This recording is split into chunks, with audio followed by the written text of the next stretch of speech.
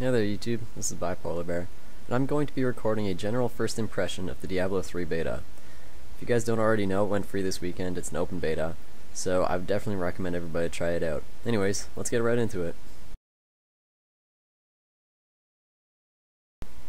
Alright, so let's start off with the classes. We've got Barbarian, Demon Hunter, Monk, Witch Doctor, and Wizard. Now, I think they did a good job with the classes in this game because, I feel like they're sort of creative and different from a lot of the original classes that you'd expect. Instead of using a warrior, they chose the word barbarian, and he's kind of different from the normal warrior you'd think. There's also male and female for every class, so just give a little quick look at that. The Demon Hunter's a cool spin-off of the Ranger or Archer class. She uses crossbows and bows. The Monk is sort of like a dexterity melee fighter. They also did a good job creating this class because they feel different from a lot of the other classes you'd find in other games. Witch Doctor is like a really screwed up, weird caster, necromancer-like lady, but with a different spin to it. And the Wizard is, it's the Wizard. They didn't go all out for creativity on that one, but they had to have one. Now you might be asking yourself, how do they handle in-game? Well, all the classes feel sort of similar in some ways, but they also have their own unique spin with the different energy system. A lot of characters start off kind of, weak feeling, very simple in a way. But after a while of playing, which is, I guess about an hour of playing, you get a lot more abilities and a lot more options, I guess, for character customization.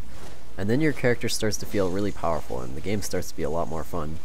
Some characters start slower than others, like Demon Hunters. I found my Demon Hunter started really slow, but after a long time, she ended up being pretty fun. Abilities in Diablo 3 also work how you'd think they would. If you'd figure you could jump over a wall, well then you can. It's that simple.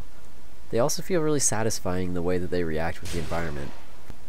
The physics behind the reactions of enemies to your abilities also works fairly well.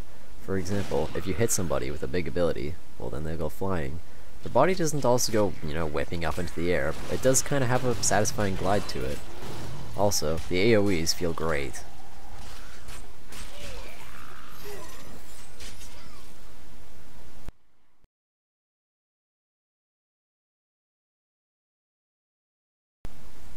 An important part of Diablo games was always the loot.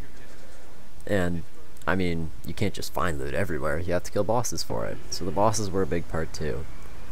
In the Diablo 3 beta, the only boss that you get to fight, well, the only, I guess, what I'd call a boss, is King Leoric. There are other mini-bosses at the end of small quests and stuff like that, but he's the only substantial character that you get to fight. Now, in Diablo, there are things called acts. There are 5 acts, I think. Well, I think there should be in Diablo 3. There were in Diablo 1, or Diablo 2, rather. So, I'm not too sure, but there are at least a few acts.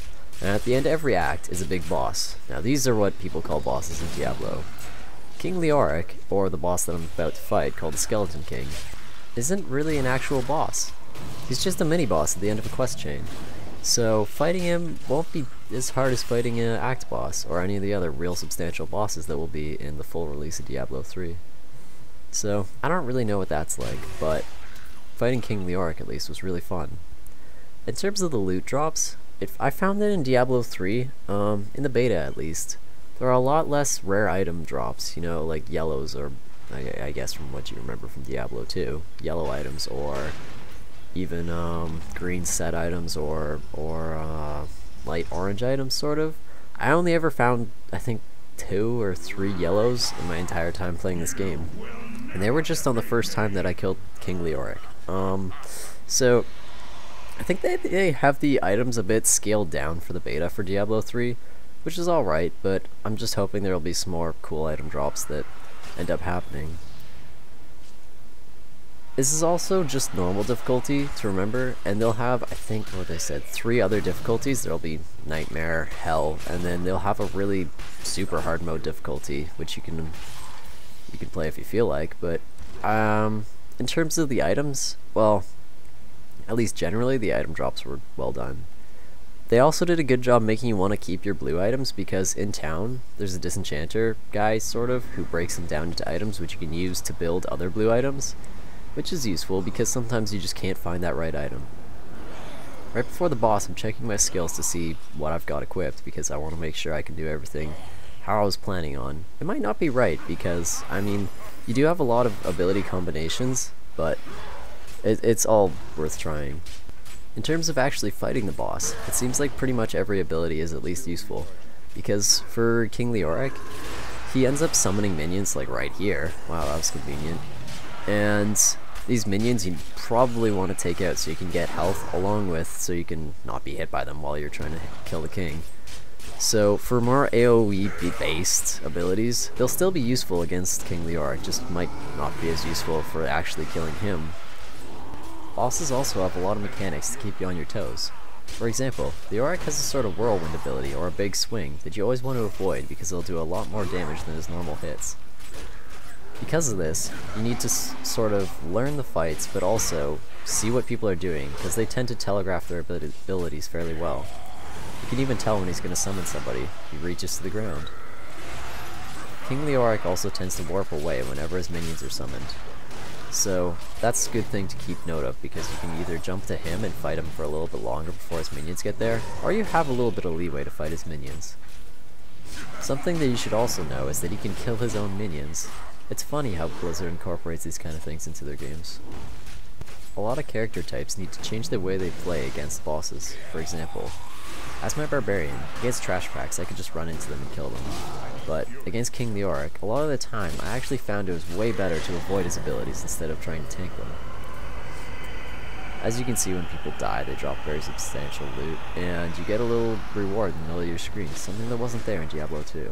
These kind of things all contribute to how satisfied you feel with your whole experience playing Diablo 3. So thanks for watching my video, I really hope you enjoyed it, and keep an eye out for more because I'll release way more Diablo 3 content once it releases, and more if I keep on the beta. If you want to find out when I release more, then go ahead and subscribe. And if you don't, well... Time to die.